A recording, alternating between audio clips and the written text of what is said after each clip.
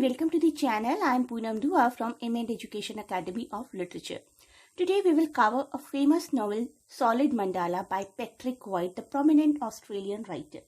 It is very important novel for literature students, specifically for IGNOU students MEG 08 subject, which is New Literature in English.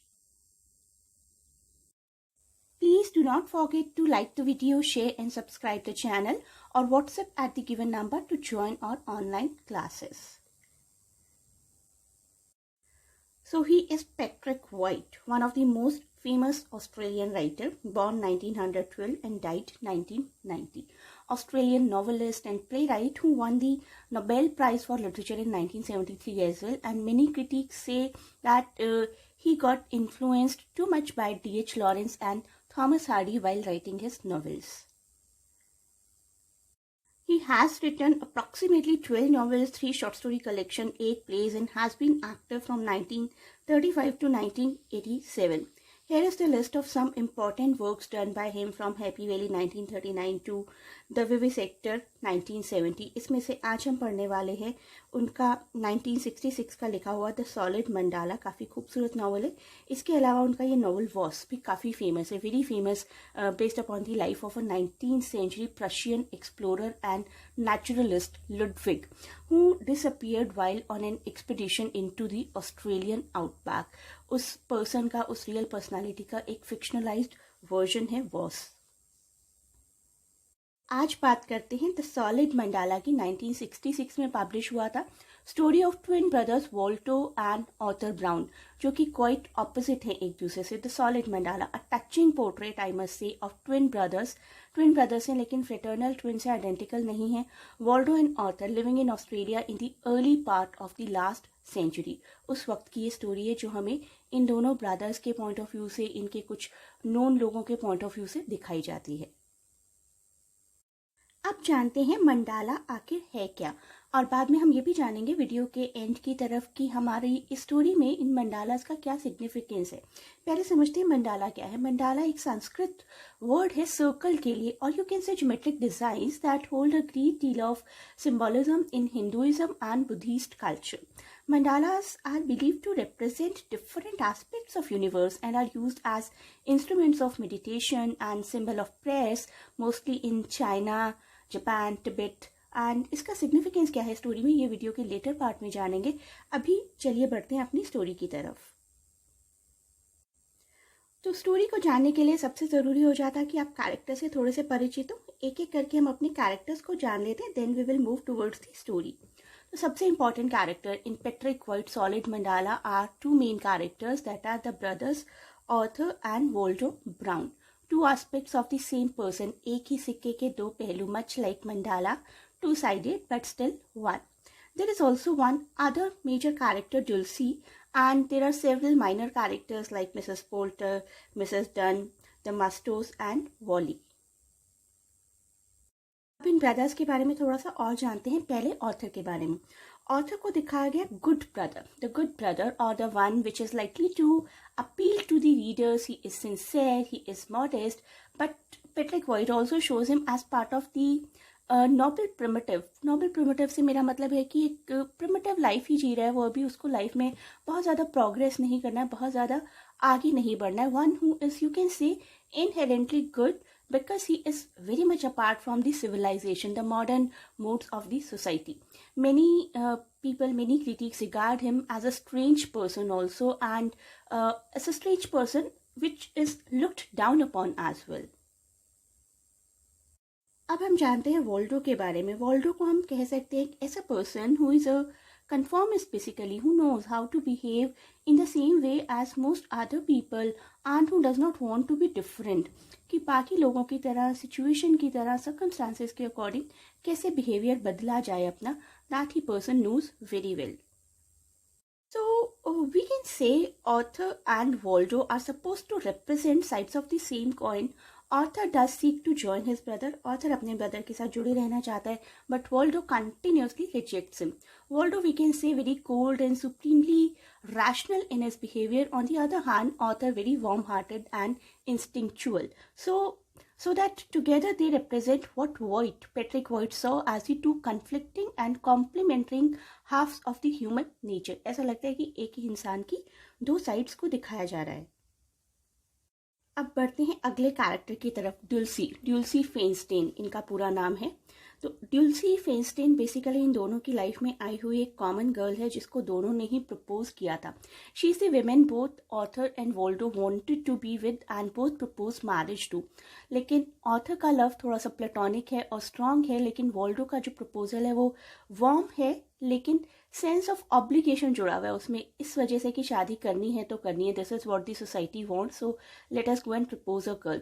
इस तरीके का proposal है वोल्डो का, लेकिन ऑथर का प्रपोजल काफी प्लेटोनिक था. हमारा अगला कैरेक्टर मिसेस पोल्टर, जो कि इन दोनों की नेबर हैं. She is a very sincere religious kind of woman who is friend of both brothers and occasionally goes on outings with one brother author. Mrs. Poulter, simple, educated, polite, and Australian woman from a small village, she seems in a sense to be author's female counterpart. Author को बहुत अच्छे से companionship provide करती हैं, बहुत अच्छी company देती हैं. She understands him in a way which no one else can. Mrs. Poulter knows the rules of the society also, and she's a part of it. While author does not show interest in conforming, she's afraid of judgment by the society of being shunned. इनको ऐसा लगता है कि मैं और Arthur अगर बहुत ज़्यादा एक दूसरे के साथ घूमेंगे तो सोसाइटी कैन स्प्रेड र्यूमर्स, लेकिन ऑर्थर जो कि हमारे कन्फॉर्मिस्ट नहीं है, जो कि सोसाइटी का कुछ खास ख्याल नहीं रखते, उनको ये आइडिया पसंद नहीं आता. This is already apparent from the first chapter में ये चीज़ क्लियर हो जाती है, जिसमें कि मिसेस पोल्टर को एक लेडी के साथ बात करते हुए दिखाया गया, मिसेस डन के साथ, in a bus, and it becomes dramatic when she decides not to see Arthur again because of the rumours of them being lovers. Even though it is not true, उनका lover होना true नहीं है, she can not have her husband suspecting her और his colleagues gossiping behind their backs. अब आती हैं एक और एक्वेंटेंस मिसेस डन, जो कि दोनों ब्रदर्स को जानती हैं. She thinks that the brothers are quite unnatural, बहुत ही डिफरेंट है नॉर्मल लोगों से. आते हैं हमारे अगले characters, the Mustos, Mr and Mrs Musto. They are the neighbours. Mrs Musto is very talkative and Mr Musto is the maker of the mandala. वो मंडाला जिनको रखने का शौक है ऑथर को. Maker of mandala who defines what it is for the brothers from the encyclopaedia में से वो बताते भी हैं कि मंडाला आखिर है क्या.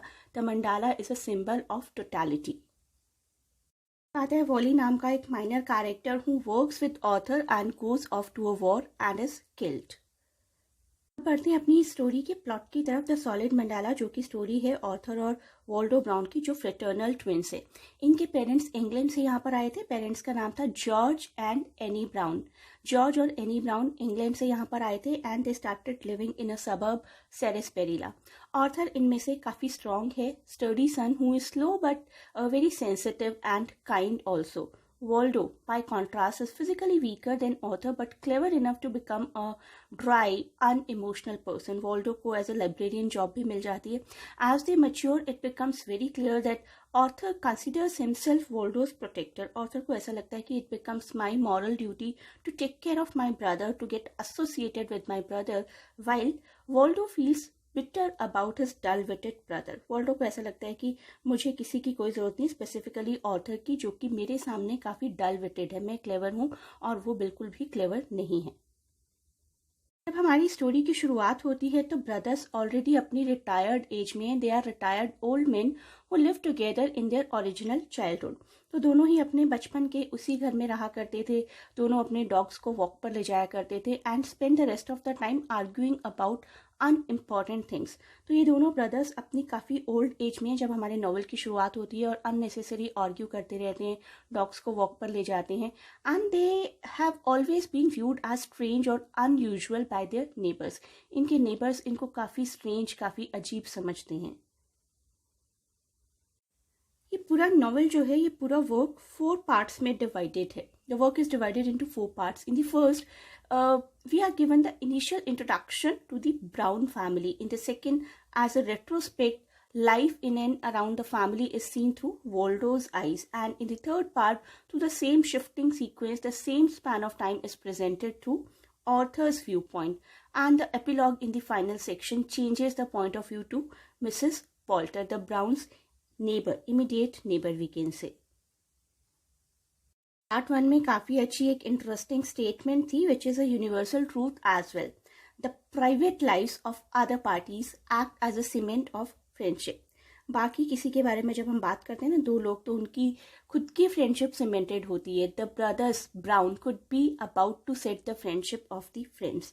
तो ये ब्रदर्स इस तरीके के थे दोनों ही कि इनकी बातों ने कई लोगों की दोस्ती करवाई होगी। दोस्त लोग क्या करते हैं, किसी और के बारे में, किसी थर्ड पार्टी के बारे में हमेशा बात करते हैं और उसी वजह से उनकी फ्रेंडशिप जो है वो सीमेंटेड होती है, स्ट्रांग होती है। यहाँ पर यही दिखाया गया है कि किसी भी दो लोगों की दोस्ती डिपेंड करती है किसी थर्ड पर्सन के बारे में वो क्या बात करते हैं।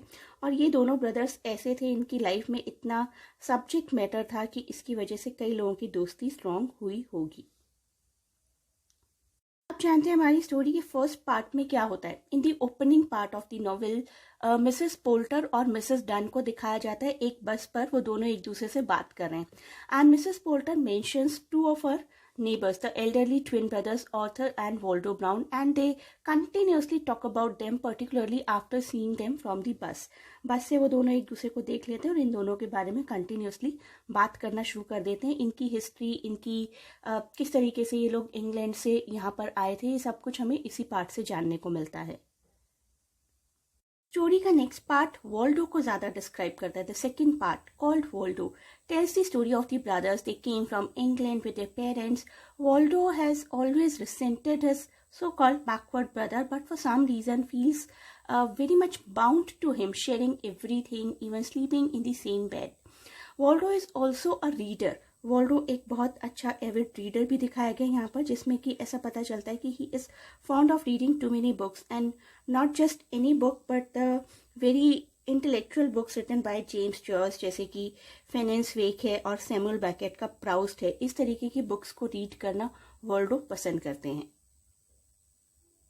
The next part of the book is not surprisingly called Author. It tells the same story but from author's perspective. Author may not have the same brains as his brother, but he is more spiritually aware, more easygoing, and much better with people. But the two are, of course, the two sides of the same coin. अब आता है इस story का final section. To be free from author, Waldo tries to kill his brother. Arthur is indeed his only connection to life, and thus it is Waldo basically who dies in this effort.